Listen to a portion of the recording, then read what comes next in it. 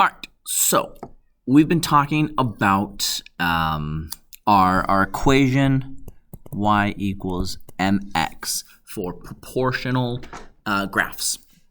So I want to talk about how do we actually use that information. What do we do with that? Once we know we have a proportional graph, what do we do with that information? Well, proportional graphs tell us, or proportional functions, or whatever we want to call them, they tell us how something changes at a constant rate. So if something's happening at a constant rate, that's telling us a proportional graph. So take this graph, for example.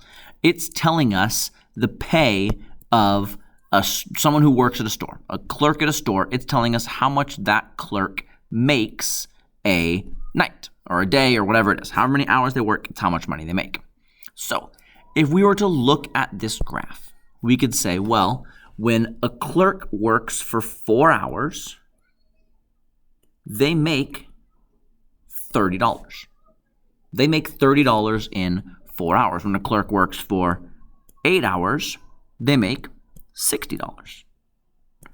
When a clerk works for 12 hours, they make $90 in 12 hours. So this tells us how much we can expect a store clerk to be making. And if we wanted to really do the math on here and then figure out how this all worked, we could say, okay, well, from one point to another, that's going to rise 10, 20, 30. It's going to go up 30. Why up 30 and not 3? Well, because these are going up by tens. It's important to know what our values are changing by. It's going up 30, and it's going over to 4. Over 4.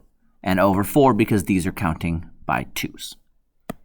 All right, so up 30 over 4, which would be the same as 15 over 2, which would be the same as 7.5. Basically, they're making $7.50 an hour. Every hour they work, they make $7.50. And we can tell that by the information given. We found our slope, or our rate of change, or how much money they make every hour, and that tells us what we need to know. So let's say, taking that information, we wanted to figure out how much will someone make after they work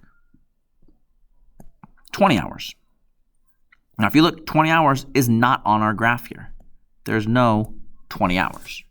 We can make a good guess if we were to say something like, let's draw this line out some more. I know it's not exact. Don't come at me for that. And take this up and say it'd be somewhere up here. Where, I don't know exactly, but we can say 20 hours times our $7.50. So we would say 20 times 7.5. We're just going to take this 2 away.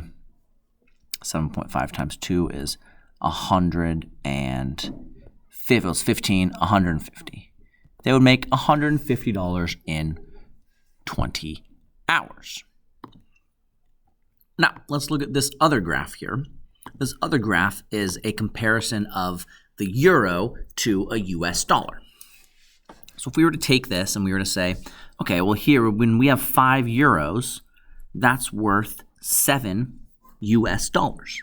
So we can see that for every 5 euros we have, it's worth 7 US dollars. And we can use this information to find our rate of how much it is for a euro for a dollar. And so we would say that starting here at 0, 0, we'd go up 7 over 5. It's a 7 to 5 rate of euros to US dollars. And so we can say that we can find information on that graph, especially because this line, I could say, okay, well, what if I had 4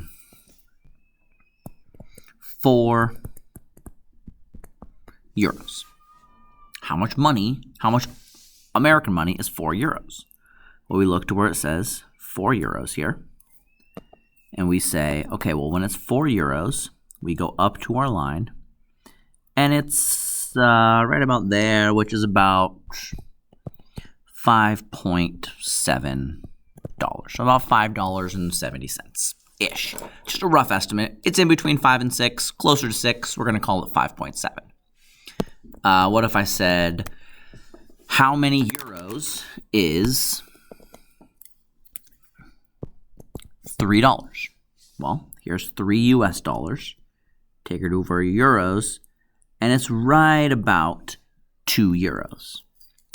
So we could say it's about 2 euros. So if I want to get a lemon loaf from Starbucks, love a lemon loaf. If you ever go to Starbucks and you're like, I wonder if I should get Mr. Sankey something, you can always get me a lemon loaf, and I will be forever grateful. So a $3 lemon loaf would only cost me $2 in Euro land.